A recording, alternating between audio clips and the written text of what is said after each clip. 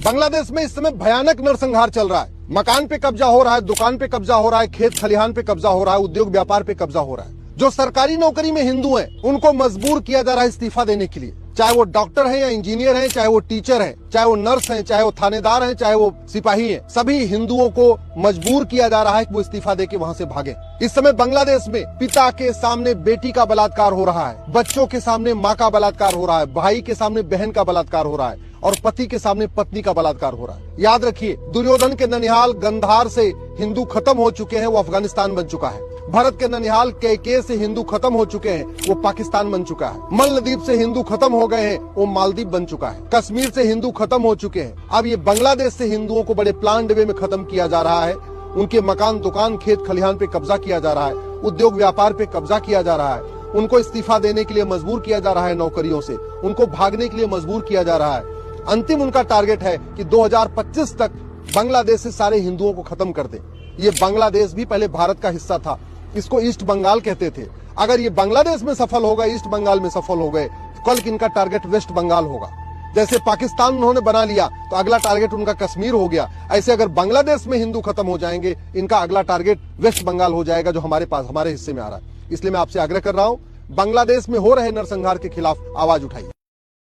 मुंबई में बुर्का नहीं पहनने पर पति ने अपनी पत्नी को मौत के घाट उतार दिया। दोनों के बीच मुस्लिम रीति रिवाज से रहने को लेकर विवाद हुआ था।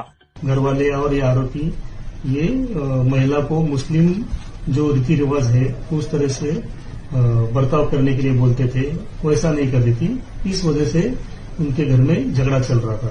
आरोपी इकबाल की 3 साल पहले हिंदू लड़की से शादी हुई थी, जिसके बाद लड़की पर बुर्का पहनने का दबाव बनाया जा रहा था।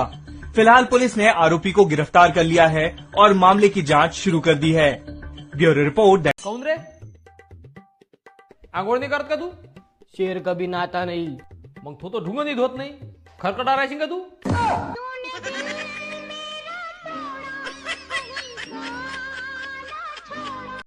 अरे हे प्रभु, हे हरि राम कृष्ण जगन्नाथ प्रेमानंद, ये क्या हुआ? तालाब में पानी आ गया, गामछा भी खुल गया मेरा। गलती ये देखिए। क्या रे नंदू, बंदी के घर के आगे गिफ्ट लेकर क्यों खड़ा है? बंदी के ड्रामे यार। क्या हुआ भाभी को? वही औरतों वाली बीमारी।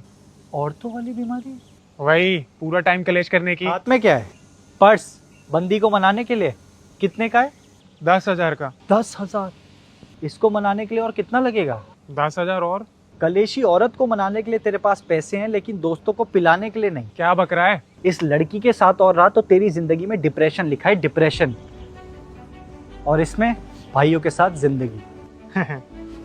हंस मत। 10,000 इस चुड़ैल पर ना खर्च करके 8,000 अपनी सेविंग्स में डाल सकता है और बचे हुए 2,000 से दोस्तों को दारू पिलवा सकता है तू। यानी डिप्रेशन के पैसों से 2 जिंदगियां खरीद सकता है तू, एक अपनी और एक अपने दोस्तों की।